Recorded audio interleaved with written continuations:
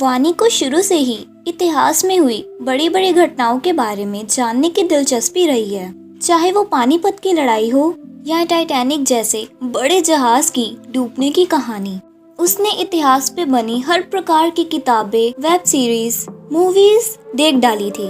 इतिहास के बारे में जानना और उससे जुड़ी हर किताब को इकट्ठा करने का शौक उसे बचपन से रहा है। जब वानी ने पहली बार टाइटैनिक की कहानी सुनी थी तो वो हमेशा ये सोचती थी कि वो दृश्य वाकई में कितना खौफनाक होगा जब इतना बड़ा जहाज एक बड़े से आइसबर्ग से टकरा गया होगा। वो हमेशा इतिहास से जुड़ी नई नई कहानियों की खोज में रहती थी।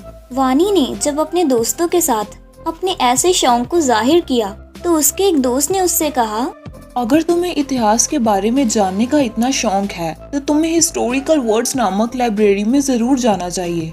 Historical words? वो कौन सी लाइब्रेरी है? मैंने इसके बारे में आज तक नहीं सुना। कमाल की बात है, किताबों में इतनी दिलचस्पी रखती हो और तुम्हें हिस्टोरिकल वर्ड्स नामक लाइब्रेरी के बारे में नहीं पता। चलो मैं तुम्हें बताता हूँ। उस लाइब्रेरी में तुम्हें इतिहास से जुड़ी हर प्रकार की किताब मिलेगी। क्या सच में हर प्रकार की? हाँ, तुम्हें वहाँ पर इतिहास से जुड़ी पुरानी से पुरानी किताब भी मिल जाएगी। तब तो मैं वहाँ पर जरूर जाऊंगी। जब वानी को ऐसी लाइब्रेरी के बारे में पता चला तो वो खुशी से झूम उठी। अगले दिन वानी उस लाइब्रेरी में जाती है। उस लाइब्रेरी की बाहरी हालत काफी खराब होती है। ऐसा लग रहा था कि जैसे सालों से किसी ने इस लाइब्रेरी में कदम नहीं रखा हो। वानी उस लाइब्रेरी के अंदर जाती है। उसको चारों तरफ किताबें ही किताबें नजर आ रही होती हैं। हेलो, क्या कोई है? पीछे से एक बूढ़ा व्यक्ति उसे कहता है, सालों से इस लाइब्रेरी में कोई नहीं आया, इसलिए इस लाइब्रेरी की हालत ऐसी हो गई है। तुम यहाँ पर कौन सी किताब पढ़ना चाहती हो? यहाँ पर तुम्हें हजारों इतिहास से जुड़ी किताबें मिल जाएंगी। कौन सी पढ़ना चाहोगी? शुक्रिया, मैं खुद देख लूंगी। वानी किताबों को देखना शुरू हो जाती है। वहाँ पर उसे इतिहास से जुड़ी कई प्रकार की किताबें मिलती हैं। उसे देखकर वानी बहुत खुश हो जाती है। जब वानी किताबों को देख रही होती है तो उसका ध्यान कॉर्नर में पड़ी एक किताब पर जाता है। वो उस किताब को बाहर निकालती है। उस किताब का नाम द विटनेस ऑफ टाइटैनिक होता है। वैसे तो वानी ने टाइटैनिक के विषय में काफी किताबें पढ़ी हुई थी, लेकिन ये किताब उसने पहली बार देखी थी। वो उस बूढ़े व्यक्ति से उस किताब के विषय में पूछती है।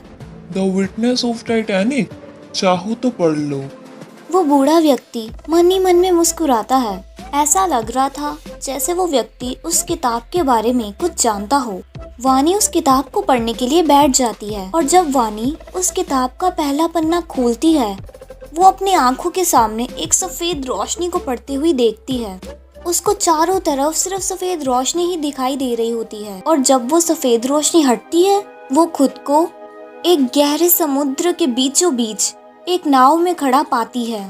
उसके चारों तरफ सिर्फ पानी ही पानी दिखाई दे रहा होता है। कुछ समय के लिए तो वानी अपने साथ हो रहे ऐसे दृश्य को देख के मौन हो जाती है। सब कुछ सिर्फ एक सपने की तरह लग रहा होता है। वो खुद को पिंच करती है और उसे ये पता चलता है कि ये कोई सपना नहीं, हकीकत है। उसके दिमाग में सिर्फ एक ही सवाल आ रहा होता है कि वो इस गहरे समुद्र के बीचों बीच इस नाव में कैसे आई। वो अकेली उस समुद्र के बीचों बीच खुद को पाकर काफी घबरा जाती है। लाखों सवाल उसके दिमाग में चल रहे होते हैं, लेकिन उसका जवाब देने के लिए वहाँ पर कोई मौजूद नहीं होता। आखिर वानी के साथ ये हुआ क्या? वो एक काली अंधेरी रात होती है और वहाँ का मौसम भी काफी ठंडा होता है। वानी खुद को संभालते हुए उस जगह से निकलने का प्रयास करती है।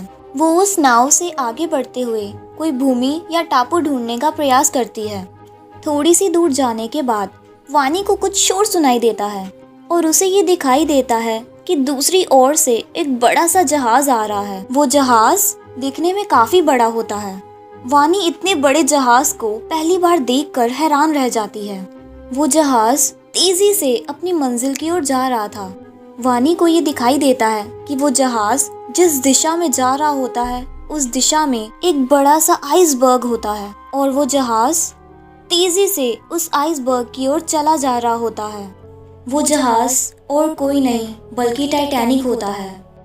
अप्रैल 14, 1912, 11:40 PM, जब टाइटैनिक का इतिहास बनने जा रहा होता है।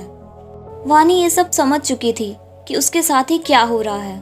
उस पूरे समुद्र में सिर्फ वानी ही होती है जो इस टाइटैनिक की सिंकिंग को विटनेस करने जा रही होती है।